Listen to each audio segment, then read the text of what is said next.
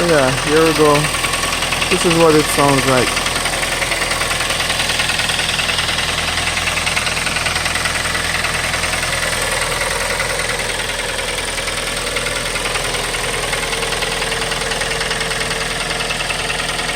A very clean car apart from that.